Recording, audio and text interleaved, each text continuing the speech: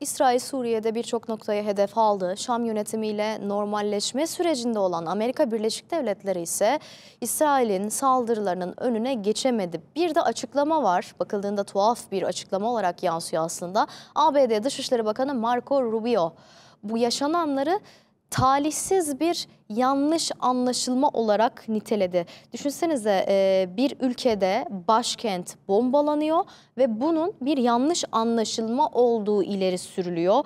Ama bu bir yanlış anlaşılma değil. Bu uluslararası hukukun, egemenliğin ve insan hayatının açıkça hiçe sayılması. Çünkü orada ölen insanlar da var. Az önce haberimizde de aktardık size.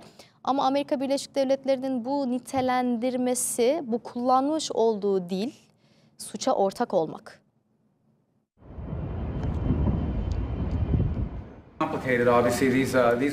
Öyle görünüyor ki yaşananlar İsrail ile Suriye arasında talihsiz bir duruma ve bir yanlış anlaşılmaya yol açtı.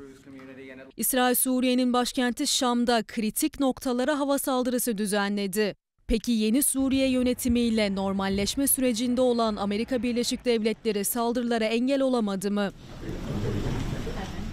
Axios'a konuşan üst düzey Amerikalı bir yetkiliye göre Trump yönetimi İsrail'den Suriye'ye yönelik saldırılarını durdurmasını istedi. Hatta Beyaz Saray Tel Aviv'in Şam'la doğrudan görüşmesini de talep etti. Çünkü Amerika Birleşik Devletleri İsrail'in saldırıları nedeniyle yeni Suriye hükümetinin istikrarsızlaşmasından endişe duyuyor. Washington'ın ikinci korkusuysa İsrail ile Suriye arasındaki normalleşme sürecinin yarım kalması.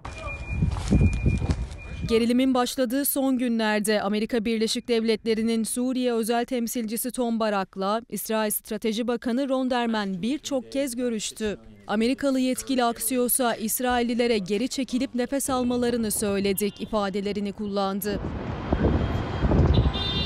Tüm bu olaylar yaşanırken Netanyahu'yla yakın dost olduğunu söyleyen Amerika Birleşik Devletleri Başkanı Donald Trump sessiz kaldı. Hatta Beyaz Saray'da Bahreyn Veliaht Prensi ile görüşürken gazeteciler son gelişmeleri sorunca sözü Dışişleri Bakanı Marco Rubio'ya bıraktı. Rubio yaşananları talihsiz bir yanlış anlaşılma olarak niteledi.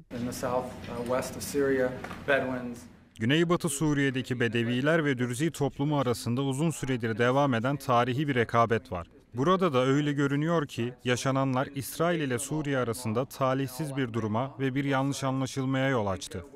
Rubio her iki tarafla da temas halinde olduklarını kaydetti. İsrail ile Suriye arasındaki normalleşme sürecine dönülmesini umduklarını belirtti.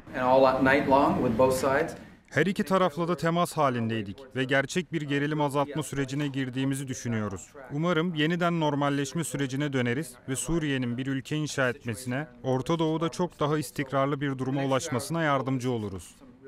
Sonrasında Rubio X hesabından yaptığı paylaşımda taraflarla somut adımlar üzerinde anlaştıklarını kaydetti. Tarafların bize verdikleri taahhütleri yerine getirmeleri gerekecek ve biz de tam olarak bunu yapacaklarını bekliyoruz ifadelerini kullandı. Peki taraflar yeniden masaya oturacak mı? Rubio önümüzdeki saatlerde gerginliğin azaltılması yönünde ilerleme kaydedilmesini beklediklerini söyledi. Amerika Birleşik Devletleri basınına konuşan yetkililer de tarafların bir anlaşmaya yakın olduğunu belirtti.